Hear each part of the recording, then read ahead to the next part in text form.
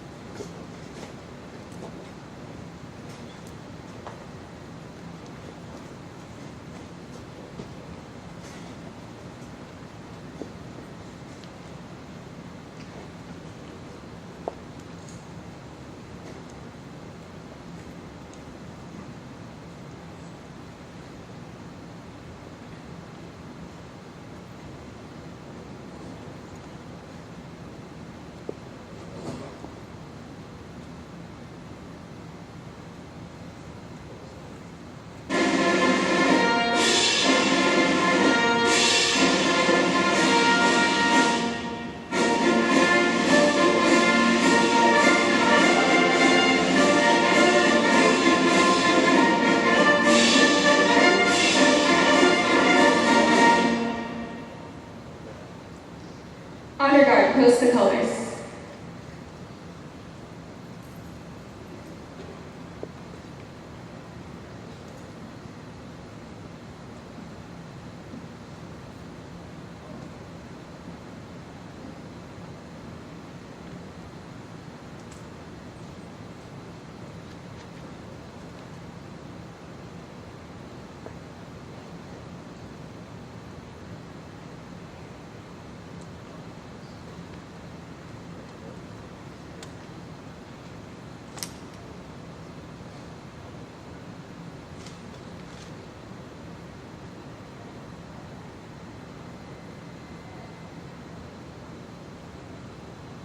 Oh, say can you see by the dawn's early light what so proudly we hailed at the twilight's last evening, whose broad stripes and bright stars through the fair broad us find on a round as we watch, where so gallantly sweeping, and the rockets that glitter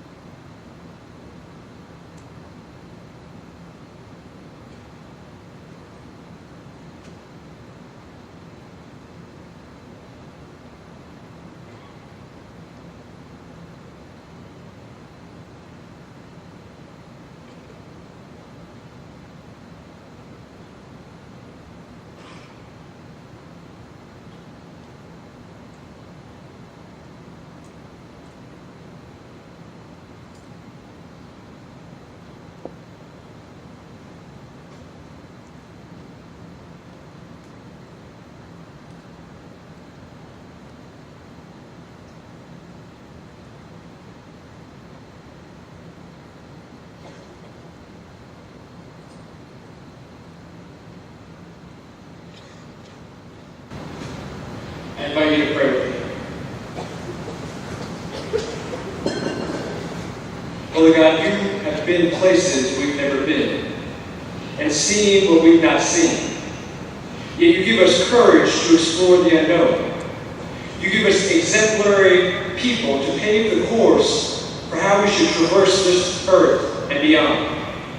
The beyond that was explored by a man whose single step burst open the world of possibility for the entire human race. How could Mr. Armstrong fully know what he would experience once he set foot on the moon? Stepping into the unknown is not unlike a cadet who steps foot on this campus for the first time. How could he or she imagine what was to come? Yet their first step signified their first moment of commitment to something greater than themselves. And every step after represented a recommitment to the reason why they took their first step in the first place. There have been a lot of steps for each one of these cadets. There was the first step they took away from their parents or loved ones after saying goodbye. The first step on the bus that led to the first step off the bus and onto the footbridge. Then there was the first step onto the assault course and the first step into a map course that seemed impossible. Today's another first step. It's the first step in a commitment that is perhaps the longest commitment they've ever made in their life. This step may be scary for some and thrilling for others, but may these cadets know that each step they take, they don't take alone. Help them to see you walk with them. Help them to understand that they will not see your footprints on the T-zone, for your footprints are the ones that make an indelible impression on their soul, to inspire them to rise to the challenge of taking one more step to conquer minds so that they may conquer all. Holy God, may your presence and blessings be upon each and every one of these brave souls, and may they never stop taking the next step toward possibility.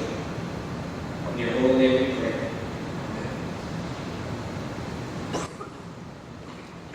Thank you. Please be seated.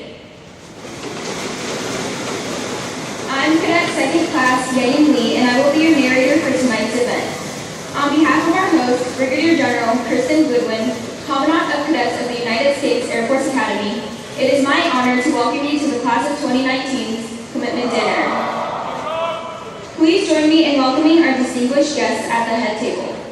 Superintendent Lieutenant General Michelle Johnson.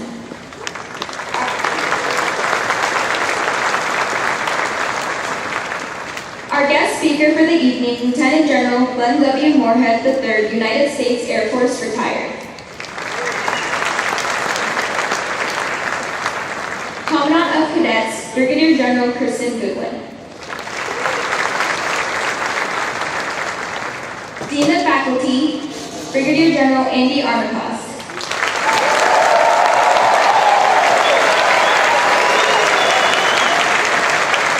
Director of Athletics, Mr. Jim Knowlton. Vice Superintendent, Colonel Dave Harris. Senior Enlisted Advisor to the Commandant of Cadets, Chief Master Sergeant Daniel Boucher. President and CEO, Association of Graduates, Mr. Mark Alonso. We would also like to welcome a distinguished group that has joined us tonight. Would the graduates from the class of 1969, our legacy class, please stand up to be recognized.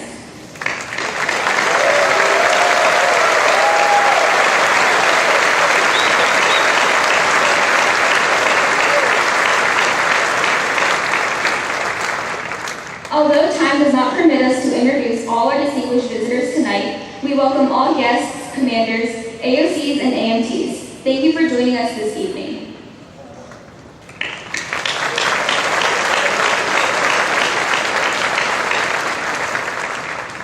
Ladies and gentlemen, we now call your attention to the small table in front of the podium. It is reserved to honor our missing loved ones. Set for one, the empty place represents Americans, our men and women, still missing today. This ceremony symbolizes that they are still with us here today in spirit. All Americans should never forget the brave men and women who answered our nation's call to serve the cause of freedom in a special way. This table set is small, symbolizing the frailty of one prisoner alone against his oppressors.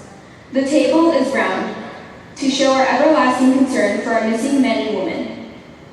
The tablecloth is white, symbolizing the purity of their motives when answering the call to duty. The single red rose, displayed in a vase, reminds us of the life of each of the missing and the loved ones and friends of these Americans who keep their faith, awaiting answers.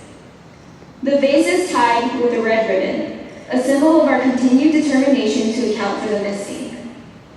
A slice of lemon is on the bread plate to remind us of the bitter fate of those captured and missing in a foreign land. The candle is lit, symbolizing the upward reach of their unconquerable spirit.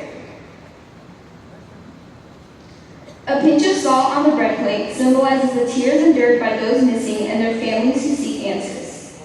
The glass is inverted to symbolize their inability to share this evening's toast. The chair is empty. They are missing.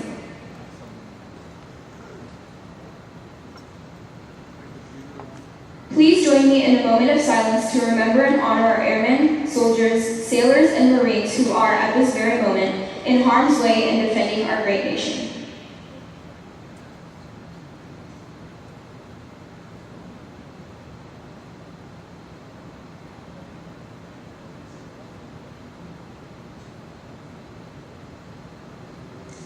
At this time, please stand. Charge your glasses with sparkling juice and open your programs to the list of responses for the toast.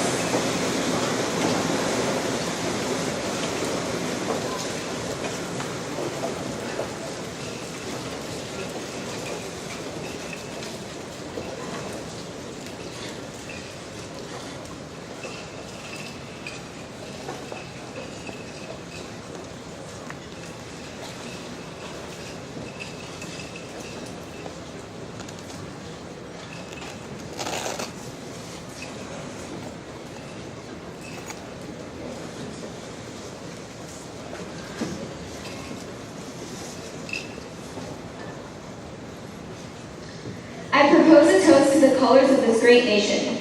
To her we drink, for her we pray, our voices silent never, for her we fight, let come what may. The stars and the stripes forever.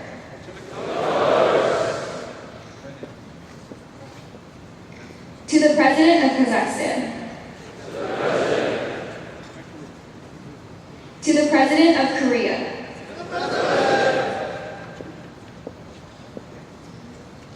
To the President of the Philippines. To the President of Romania. To the President of Rwanda. To the President of Singapore. To the President of Sri Lanka. To the President of Taiwan. To the King of Thailand. To the President of Tunisia. To our Commander-in-Chief, the President of the United States. To the Chief of Staff of the Army. To the Commandant of the Marine Corps. To the Chief of Naval Operations. To the Chief of Staff of the Air Force. To the Commandant of the Coast Guard. To the Superintendent. To the Commandant of Cadets. To the Dean of Faculty. To the Director of Athletics. I would now ask that everyone fill his or her glasses with water as we perform our final toast.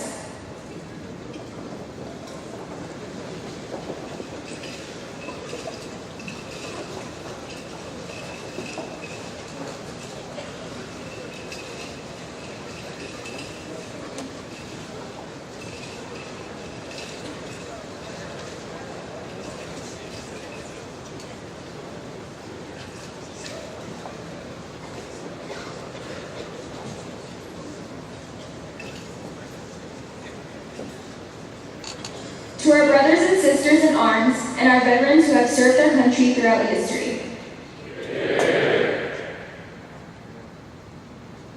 This concludes our formal toast. You may be seated. Dinner will now be served.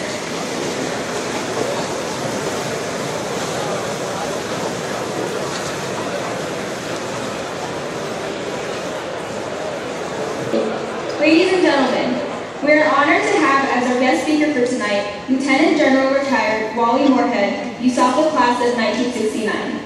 General Moorhead's 38-year active duty career is marked by a wide range of leadership and command experience at the squadron, group, wing, joint task force, center, numbered Air Force Major Command, Air Staff, and U.S. NATO Combatant Command level. A distinguished graduate of undergraduate pilot training and a career fighter pilot with more than 5,000 hours in the F-16, F-15, F-117, A-10, A-7, and A-37, General Moorhead completed 2 tours in Vietnam, flying more than 350 missions and 500 combat hours. He also commanded a space wing, the Space Warfare Center at Schriever Air Force Base, and the Air Warfare Center at Nellis Air Force Base. In his last assignment before retirement, he was commander of the 16th Air Force and NATO Allied Air Component Command, South, responsible for U.S., NATO, and coalition forces in support of our air operation in NATO's southern region, the Balkans, and Operation Iraqi Freedom. General Moorhead's numerous awards and recognition include the Distinguished Flying Cross, Bronze Star, Purple Heart, and Air Medal with 12 oak leaf clusters. Since retiring in 2006, General Moorhead has continued to serve and support the U.S. Air Force, the DoD, and NATO, and a joint NATO and U.S. Air Force Senior Mentor and Advisor to Joint Force and Air Component Commanders worldwide. A 2-time Air Force Academy football letterman, graduate assistant Air Force Academy football coach, 1965 Prep School graduate, and 2002 Prep School Heritage Hall of Fame inductee. From our 1969 Legacy class, please welcome Lieutenant General Wally Moorhead.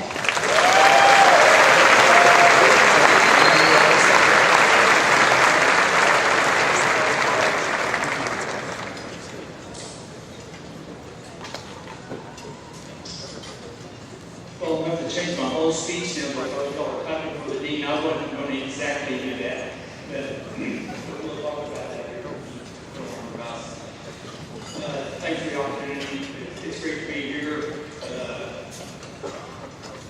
I'll try to be brief, but I am going to leave you with messages. But if I look strange, I'm going to give a little bit of alibi. I had eye surgery last week, and gotcha. Can you hear me now? They always do this. That's what the classmates do. And I had eye surgery, and my vision's not going to come back for about 6 months, the doctor told me. So I can't see the right side of the room real good, so if I look like an actor funny, that's why I'm doing it. So please excuse me. All right, let's go. Good one. It's your arm house.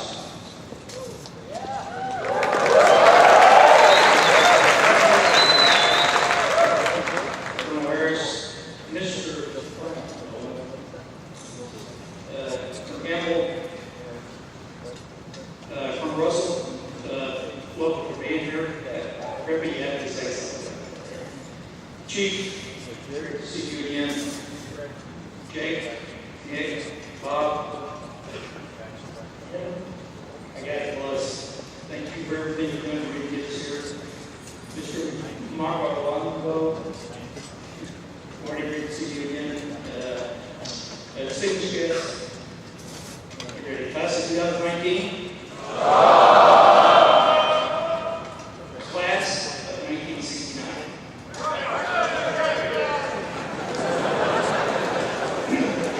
Before we got here, it didn't work out. But we'll get better. Thanks to the staffs, project officers, cadets in charge, Bob and Nick, and all the sponsors. This is not an easy event to pull off. Lots behind the scenes hard work, dedication, and professional pride. Especially this particular week. A lot going on, a lot of moving parts. And Marty, thanks to the AOG and MJ Phillips. She sure knows how to put her as old guys around. To all of you, thank you very much for the opportunity. The national anthem. Wow, you know, maybe there ought to be 2 teams on America's Greatest. Right? That's pretty good. 2 teams on America's Got Talent. Well done. Thank you very much. To the honor guard, as always, you're looking good. You're standing tall. Well done. Thank you very much. Chaplain, like all chaplains do, it's a historic. It does have to be the rest of your life. Chaplains always steal your speech. They always say the thing that you want to say. But Chris, thank you very much, Frank, for the great words, and God bless the United States, and God bless the United States Air Force. Evidently, thank you for the intro. Sounds like I had a fun run in the United States Air Force, kind of did it. And I did. Let me tell you, it was an absolute blast, and I would gladly do it all over again.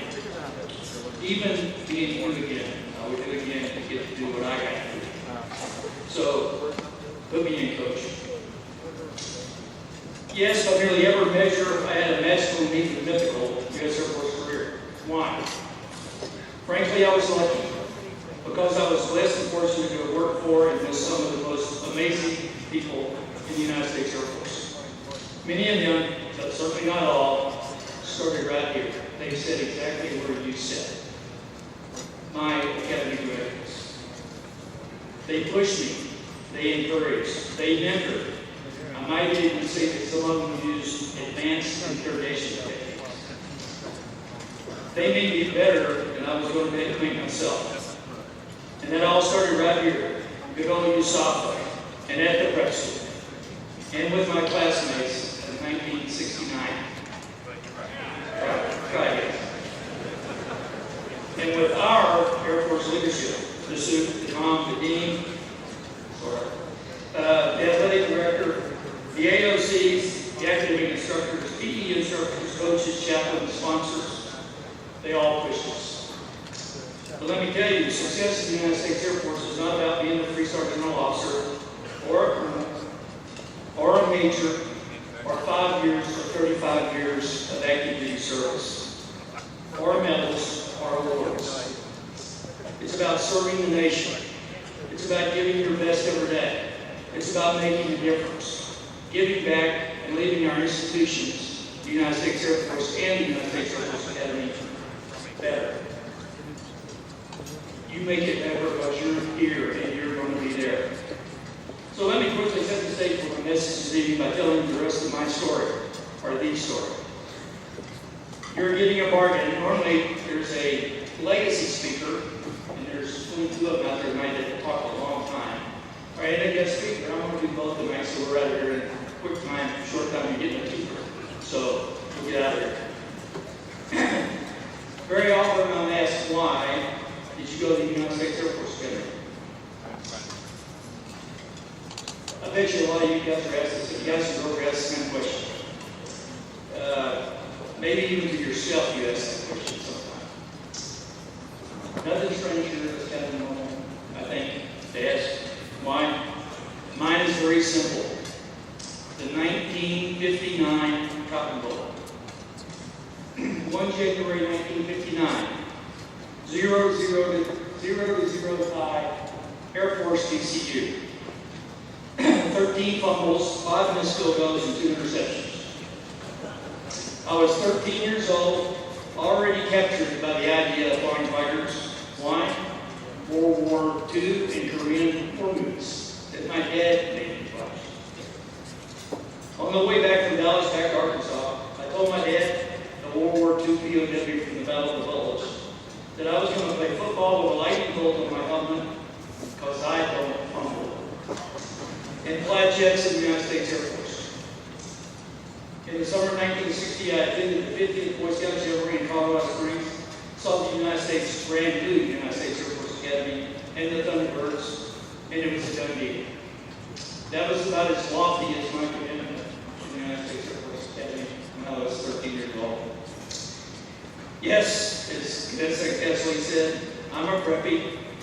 I'm not a recruited athlete, but I had to work on the helmet thing for my dad. a long story how I got to be a two-time letterman and a graduate assistant football coach, but that's for another time and another place. So on to 25 June 1965. 1,058 of the finest boys that the nation could muster interviewed USAPA at the base of the ramp. And on 4 June 1969, 683 newly minted U.S. Air Force second lieutenants crossed the stage in Falcon Stadium. In those days, we graduated by order of merit. So about 600 plus of my classmates were well ahead of me crossing the stage. Relates to a couple of people. I jokingly tell people today that I can't remember who spoke at our graduation because I was still marching in Falcon Stadium when he talked. But it was President Nixon. So let me talk a moment about these 683 classmates. At your acceptance grade, the night teacher goes, if you remember, I was talking behind you. If you really even remember I was there, because you were a little nervous, I spoke about the importance of the relationship you will make, build, and cherish at the academy. I'm sure you don't remember a word, me neither. But I will try to recover a couple of those in a moment. But for now, remember to cherish and trust those relationships, especially your classmates. Maximize your time with them. Treasure this bond and it will be with you forever. You will serve with them. You will live with them. You will work for them. They will work for you. You will fight with them. You will see some of them give their last full measure.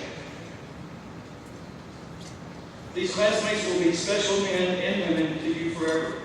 You will trust them with your life, your spouse, your children, your car, and even your dog. Why? Because you know they have your back. The shared common experience of USAPA will bind you together in a unique way. Shared goals, shared fears, shared triumphs, shared failures and accomplishments. You know the crucible and cauldron in which your classmates have been forged. You accomplish this together. You have experienced this already.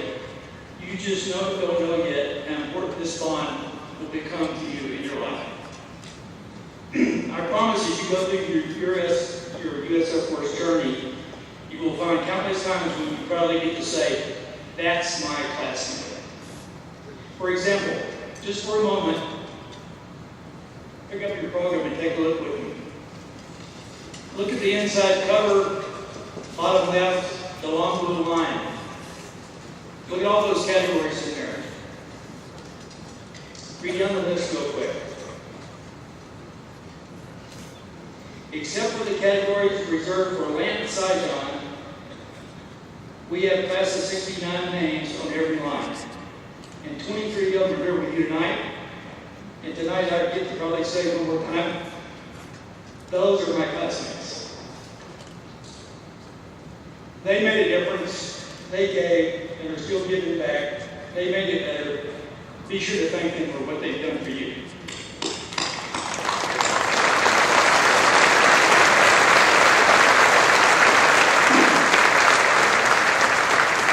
Okay, that's that legacy guy. He's gone. Okay, now you get the history. So enough about the legacy class. Now let's talk about you. 2019. Let's go back a little over 2 years ago, 25 August 2015. You and your 1,242 classmates, including 184 preppies, nearly took the same steps as we did. A bit different, but the process of the day were about the same. Scared. Then at your acceptance parade on 5 August, after enduring a lovely summer on the hill in the Jack Valley, 1,168 of you heard me talk about 5 things to remember, of which you probably remember very little. As I said earlier, me too, but I'll get to it. But for the 1,034 of you and 145 preppies, here tonight and after 2 years of the grind, before you take the commitment oath, I want to reinforce a couple of those themes and give you a couple of thoughts for the next 2 years. You might even take them down as challenges. 1 point, 3 topics, and an acronym, and we'll be out of here in 8 minutes. First, the point. Allow me to speak about commitment for a minute. Yes, tonight is when you commit to the United States Air Force and stay in the course for being leaders of character in the United States Air Force. Again, I apologize for not seeing it. Lots of meaning in the word commitment. For instance, words like promise, vow, pledge, guarantee, or agreement certainly come to mind. However, those words can nearly sound like an obligation that you are paying back, kind of like your car loan. And I understand that too. And in several respects, you are giving back to the nation for all this free stuff, right? That you get. But tonight, I ask you to consider a different perspective from an old guy that was allowed to make this journey. The United States Air Force is determined from your performance today, they want you to continue. You're a keeper. You're all keepers. You have demonstrated the trust, the traits of leadership that the United States Air Force values. Character, honor, courage, spirit, integrity, loyalty, pursuit of excellence, and service to an idea that is bigger than yourself. Just to name a few. I look at it this way. In a couple of minutes, you will take the oath that gives you the opportunity and honor to serve at least 7 years, and hopefully more, in the world's greatest Air Force. The most capable, respected, powerful, and lethal, when required, warfighting force the world has ever seen. And it is not about what AFSC or job you elect to do, or our issue, or what end of the United States Air Force sphere you're on. It's about being leaders in the United States Air Force. You have earned and are being offered the opportunity to be a part of something really special, at least for 7 more years. Tonight is not about a 2+1 payback, or something you are obligated to do. Tonight is about something that you will all earn. Congratulations. Okay, that's the point. Now my 3 topics. These are not all my own. They are things I observed, learned, and experienced, and frankly, I think are essential for you to be great United States Air Force leaders. Call in Starfish and Calcium classes. The 3 are warrior ethos, leadership, character. You've heard it many, many times. I just want to reinforce it. Why are you here? Not to play football with a lightning bolt on your helmet, or to fly jets. You're here to be U.S. Air Force warriors and warrior leaders. We're at war, and we will likely be at war for much, if not all, of your career. As I see it, as you see it every day, you study it, the world is getting more dangerous, not less. You are the next generation of leaders. And you know some of you will be in combat within weeks or months after graduation. A warrior's heart, a warrior's spirit, from a joint colonel controller to the Joint Force Air promoted commander, from lieutenant to general, from airman to chief. There is no second chance to be trained and ready. You better be ready to lead soon. Start connecting what you're doing here and learning to prepare yourself for leadership.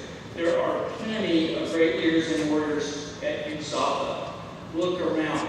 They're here to help you connect those dots. Don't pass up a single opportunity to walk up and ask her. Talk to them. They can be your best friend for the next 2 years as you take on this. Yes, technologies will change over time and ways of war will evolve. The United States Air Force will not be the United States Air Force of today, will not be the United States Air Force that you serve and lead in. But war is a human condition, not a technical solution. The foundation of warfighting, that is fighting and winning our nation's wars, when called upon, remains leadership, courage, trust, confidence, training, preparation, and the heart of a lion. You are here to become a warrior leader officer for the United States Air Force. Never lose sight of that target over the next few years. Second topic is leadership. Here we go, Dean. Your real major here is leadership. it you're a dual major, right? I know the dean's worried about this a little bit, but for the next 2 years, your major should be in leadership. Yeah, you got to do all that other GPA related stuff, I get it. But, and keep cranking and keep doing well. But you're going to be dual majors for the next 2 years. When you throw your hats in the air on 30 May 2019, I promise a lightning bolt of leadership out of the clear blue Colorado sky is just not going to happen. That lightning bolt's not going to hit your hat and make you a leader. Leadership presence that makes subordinates want to work harder, read more, PT longer and tougher, question assumptions, reach beyond what they believe is possible, and aspire to be the best airman he or she can be, doesn't happen when you put yourself in your rearview mirror. It, or at least the seed corn, needs to be in you in that Ford 150 when you get out on I-25 on graduation day. It's too late to retake the leadership final. Look for leadership here. Learn to know what it looks like, what you think it is, what you think it isn't. Look to these people on the podium, out there, in Fairchild Hall, in the gym, in the athletic department, the chiefs, the AMTs, look to them all around you, the soup, the dean, the athletic director, the AOCs, the instructors, the coaches, AMTs. As I said, this institution is full of great role models of all kinds. Take advantage of every minute to soak up everything you get from these folks, your classmates, and other cadets, and the classes have to offer. Be a sponge. Be a role model and example.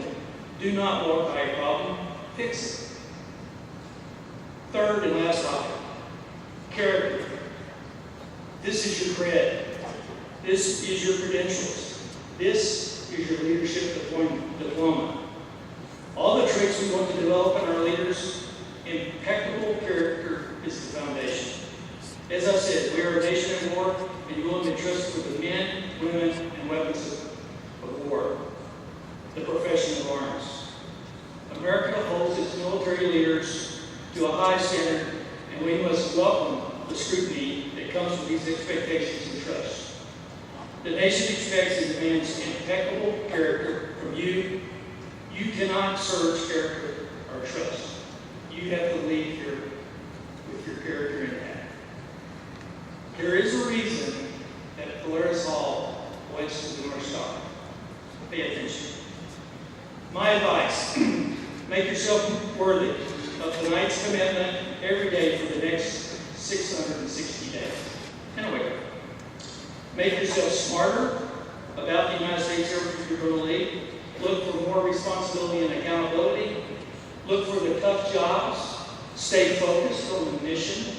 Keep your mind and body in the envelope in which it was designed to operate. I know you have learned in Aero, thanks to the Dean, that maximum performance comes when operating on or near the edge. And I also know you will challenge those edges. That's what Zoom needs to do. But when you decide to press those limits, always have a wingman, a spin chute, or a real good backup plan. I make sure someone has your back. So there's the acronym. Smarter, accountable, focused, and a non-goal. Sierra, Alpha, Foxtrot, Echo. There's your safety briefing for the night. Said another way, take care of yourself and each other. Okay, in closing, my brain cells have come back, so I want to talk to you about those 5 minutes. Remember the math of 7,000? While you're here, 2016 to 2022, 7,000 of you will touch each other's lives. 2016 touched yours when you started. 2022 will be your end. 7 classes, 7,000 people. All those people will become your friends. You will operate in the United States Air Force with them. Very interesting in our promotion system, right? All 7,000 of you are going to be captains together. Captains leading the Air Force. The fighting force of the Air Force along with the E-5s. That's just the foundational things that you're going to be leading those people. with the 7,000 people in Prince you've met here. You will see them, you will work for them, you will work with them, and even some of those 2016 people will work for you, you'll get back out. The Met was 7,000. A year from now, when you come back in the fall, guess what's going to happen? You're going to look at the terrazzo, and there's going to be 3,000 people behind you. Those three classes are going to be behind you looking for your leadership. Just like you looked for 2016, and I hope they did with you. So be ready for that. Take this next year to be ready for that. You're going to be captains fighting and winning our wars together. Okay, the second thing I talked about was I had your map. What does it really mean? Does it mean when you're in trouble I'll down there? No, it means I want to keep you out of trouble before you get there. It means both of those. It means you're going to be there to avoid trouble, again, and stay care of each other, constantly. The third thing I mentioned was you represent this institution 24/7, 365, 366 some days, some years. In and out of uniform, in garrison or out of garrison, on or off duty, on or off the field. People look up to you. Do not let any of them down. Do not let yourself down. One of you will be doing this for the class of 2069 in August of 2067. Look around you. Look to the left and right. Will it be your Luke Skywalker? Will it be your first classmate on Mars? Will it be a Nobel Prize winner? A Rhodes Scholar? Maybe a President of the United States? Or maybe you're a man Sergeant? There's 59, my fifth point was, this is important. There's 59 days to beat Navy Day. There's 87 days to beat Army Day. Your class only has 4 more shots at kids. Don't mix it up. Okay, my parting shot, and then we're out of here. Despite the awesome responsibility of leading the United States Air Force, if you and the folks who are leading are not having fun going to work every day, either your leadership or the leadership above you is doing it wrong. It's up to you to get it right. Enjoy the ride. It will be awesome. Trust me. I wish I were you. I've already said it. If anybody wants to trade places, I'll do it tonight. And I'll look at comments for me. Thanks for honoring being with you 2 groups tonight. The class of 1969 and the class of 19. Hi, Robert. Anyway, thank you all very much. I appreciate it. Godspeed and good luck to you all.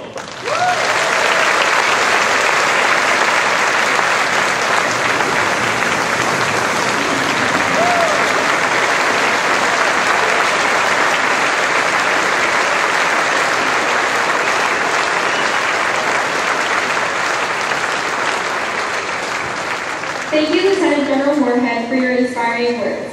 As a token of our appreciation, we present to you this Teasel Block work with our sincerest gratitude.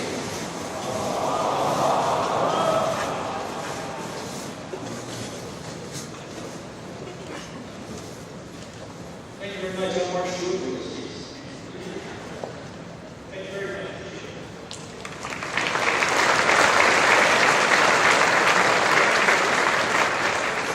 Thank you. I would also like to thank several individuals who made this evening possible: the Commitment Dinner Committee and staff, our OIC Major Anthony Tydico, our NCOIC Technical Sergeant Kevin Sarnecki, Mrs. Christine Zamora with the Class of 2019 Spirit Committee, Mrs. Vivian Campbell from USAPA Protocol, and our CICs, C2C Nicholas Marin and C2C Robert Goschkis.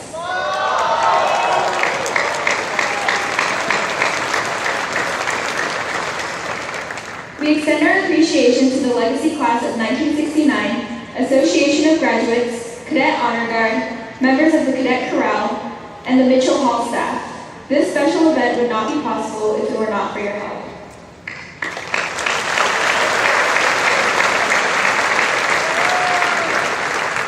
Brigadier General Goodwin, our host for this evening, will now lead the oath.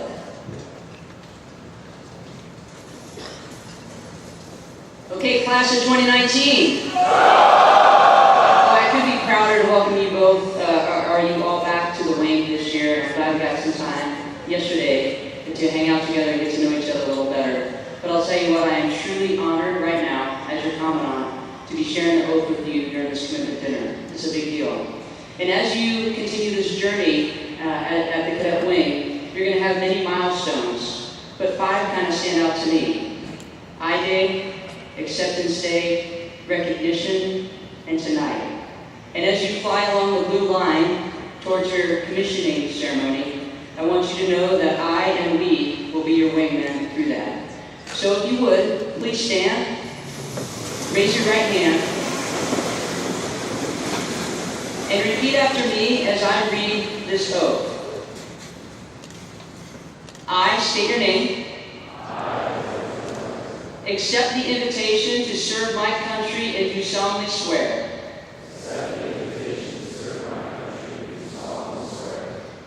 That I am dedicated to live by a higher code of ethics. As a member of the profession of arms. I accept the challenge of developing as an airman. And living the Air Force core values. I acknowledge the sacrifice that comes with serving a higher cause. I acknowledge my active duty service commitment. If I am separated between now and graduation. And I acknowledge the active duty service commitment to the United States Air Force upon graduation. I wholeheartedly accept this invitation to join the long blue line of officers that have come before me. So help me God. Congratulations. Please have a seat.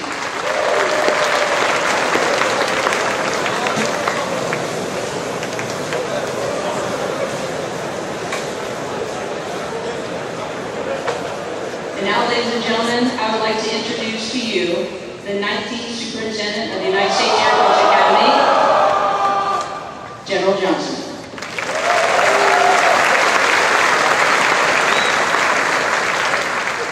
Congratulations, and for the class of 1969, thank you for being here. Back in the day, we did not have the benefit of having a legacy class, especially it's such an illustrious one, because the world that you graduated into was a pretty crazy world. And if you think about what happened in the world in the 60s, especially around 68 and 69, there's a lot of uncertainty and turmoil that you graduated into.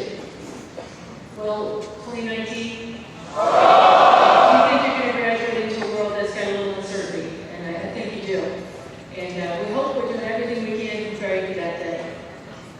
I came here 40 years ago, in 1977, as a freshman, and I right now have one day to wake up before I leave for the last time. And so it's been a real privilege to soak this up with you, not just tonight, but to get to know some of you over the years. Superintendent doesn't get to be with you every day, but I get to meet some people, and sometimes I meet your parents.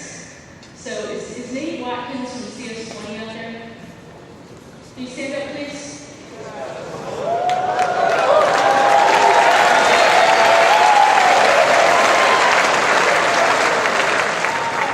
So I was getting out of the car by Harmon Hall the other day. Your mom stopped me. And your brother Carson was with her, and we did a picture together. Did she send it to you? Good deal. Well, we're proud of you. She's proud of you, and I checked on you, and the AOC's proud of you too, so way to go. So have a great year.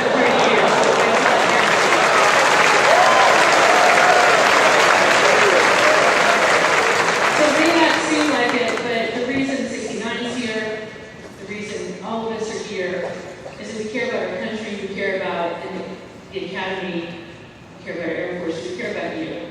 And if you care about each other and care about doing the right thing, being a winner feels good. And so that means sometimes making a tough call with each other and hold each other to standards to help you get better because you care about each other. But if you show that you care about somebody, they'll go along with you to do that. And sometimes it's easy and sometimes it's hard. And in this crazy world we're going to send you into, some of the challenges are going to be almost less physical than mental, if you think about it. The things that happen in cyber, the things that happen in the net, the things that happen around the world, with people that you may not have a common background with, but you need to bring them together with you in a joint, global, coalition-based, interconnected, modern professional arms. So we hope we're preparing you for that. And they can have a little fun along the way. By the way, are there any of the stairwell guys in here tonight? Anybody? Are they all? I just have fear that they're going to be just insufferable when they get back from being on national TV. So the thing is, they represent in the ways that all of you do, whether you're athletes, musicians, in your free time, no matter what you do, honor guard to dedicate so much time. Hope you do every day something that makes you have some joy. I was a basketball player, so even running wind sprints was kind of fun for me. I know, because it wasn't up here. But anyway, take care of each other, as I said. As you transition into your new squadrons, realize these are new people, and you're adapting. And that's a skill set that you need for life as well. To have that common cause, and to go to a new group of people, and to pull them together with you to fight that common cause. This is part of the experience that will be valuable as you go along to make friends that adhere to standards and to find joy in a common bond. So congratulations to you 2019 and 1969. Enjoy this year, these next couple of years with these guys. Thanks for your mentorship to them. Thanks for your heroism and what you've done. Wally taught some courses for me when I was still in NATO myself. And he keeps giving back. And so I hope you felt that connection to these guys. And take them up on it, talk to us, and learn and grow.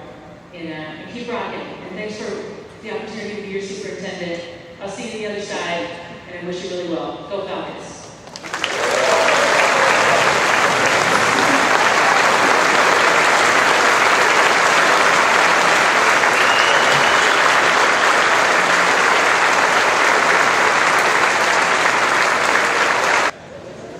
Please remain standing for the departure of the head table.